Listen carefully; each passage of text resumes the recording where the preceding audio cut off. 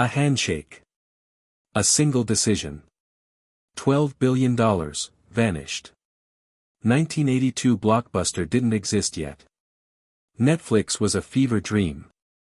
And 3 engineers sat in a cramped office, holding the future of personal computing in their hands. They called it DOS, the Disk Operating System. Microsoft wanted it. IBM needed it. But the man who created it? He was about to make history's most expensive mistake. Here's what happened. IBM needed an operating system for their new personal computer. They approached Microsoft. But Microsoft didn't have one. So Bill Gates pointed them to Gary Kildall, creator of CP/M, the dominant OS of the era.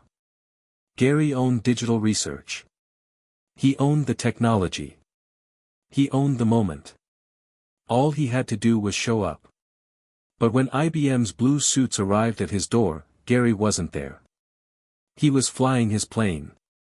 His wife Dorothy refused to sign IBM's non-disclosure agreement. The meeting collapsed.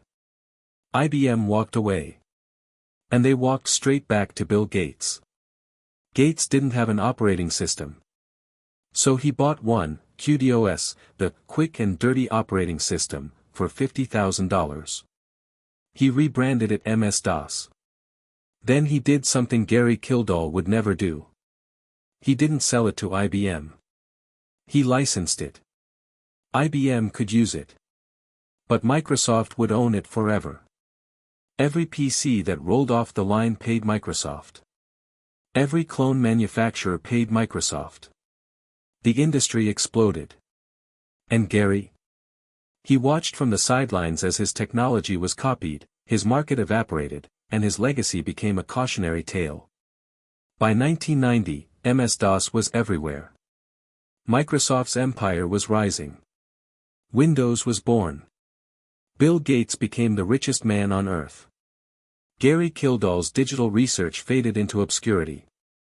In interviews, Gary was bitter. He called DOS a ripoff. But the truth was simpler, he'd missed the meeting that mattered. That one decision, or indecision, cost him everything. Estimates suggest Gary lost out on hundreds of billions in potential value. Not because his product was inferior. But because he wasn't in the room. Gary Kildall died in 1994. Some say it was an accident. Others whisper darker theories. But here's the real tragedy, history doesn't remember the better engineer. It remembers the better dealmaker. Gary had the technology. Bill had the contract. And in business, the contract always wins. Opportunity doesn't wait. It doesn't reschedule. It doesn't send reminders. Would you have taken the meeting, or kept flying?